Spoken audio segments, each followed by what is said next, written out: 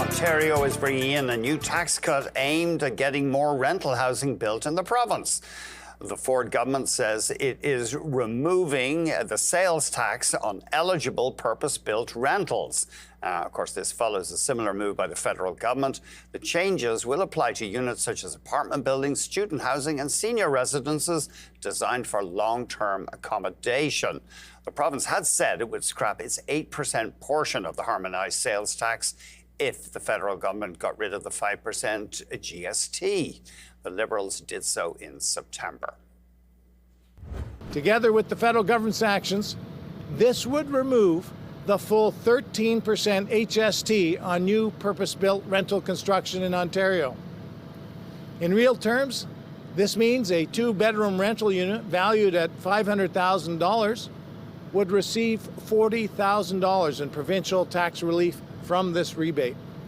And combined with the federal rebate, that's $65,000 in tax relief, a clear incentive to encourage rental housing construction. The announcement comes a day before the Ford government releases its fall economic statement, and we will be speaking with the Ontario Finance Minister here on The Close tomorrow. We'll touch on everything from housing and inflation to the economy. You don't want to miss it.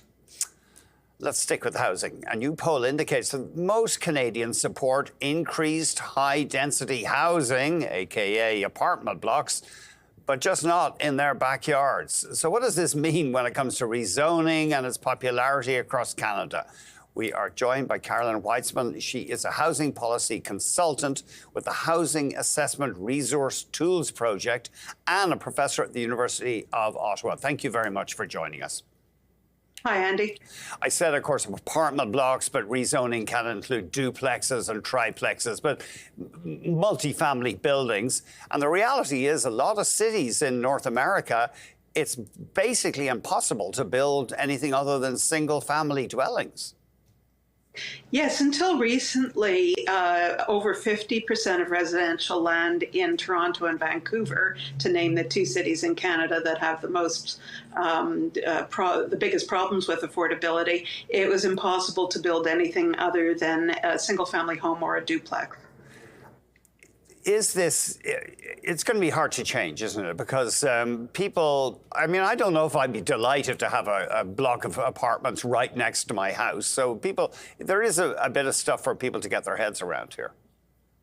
Well, until the 70s, it was very common, if you look in most established neighborhoods, to have apartment buildings next to single-family homes, next to duplexes. Okay. Where I'm speaking to you right now, there is a four-story apartment across the street from me, and I'm in an older neighborhood in Ottawa.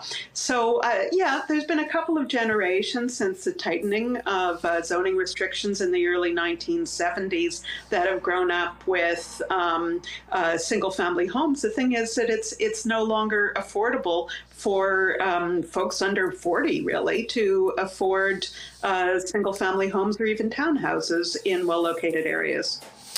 Do you think I mean, the problem here as well, of course, is that councillors want to get re-elected, politicians want to get re-elected, and in some cases they do get heat from local residents associations, don't they? Yeah, I mean, that's why it's so interesting and exciting to see the federal government, the BC government, to some extent the Ontario government saying this is what you're going to do going forward. I think in some ways, some municipal politicians might be grateful to have that decision and the political heat associated with it taken out of their hands. That's interesting. Yeah, they get some cover on this thing. Yeah, that's fascinating. What about differences in Canada? What about Quebec? Do we see the same kind of patterns, restrictive zoning and a move to end it in that province, for example? Not really, because Quebec has always gone off on its own distinct path. If you look at Montreal or Quebec or Gatineau, the three biggest cities in Quebec, they've had triplexes, not just in the central city, but in a lot of suburban areas, as long as there's been development. And not coincidentally, Quebec has one of the lowest rates of housing need in Canada. That's interesting. Well, certainly walking around Montreal, it's nice. You see these 3- and 4-story buildings with apartments that seem to be rare in Toronto.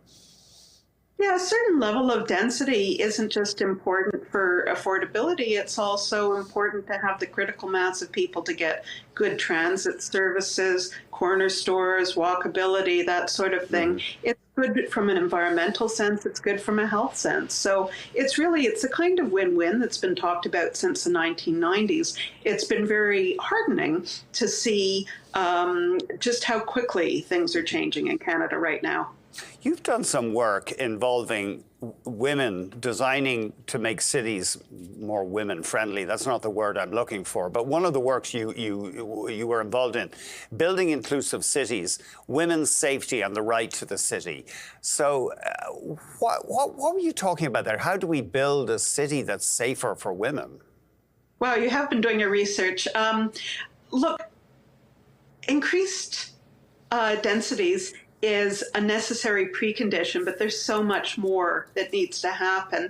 Increased density fourplexes, which are being talked about right now, those aren't going to be enough to bring deep affordability for all kinds of people. Single mothers are the group who are most likely to be in housing need across Canada.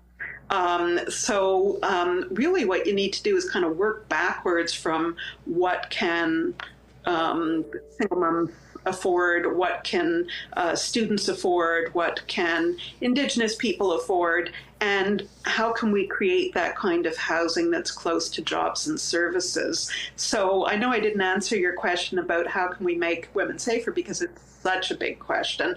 But certainly one of the factors is it's hard to get out of a violent or abusive relationship if you don't have affordable housing to move to when a relationship breaks up. I'll leave it there for now.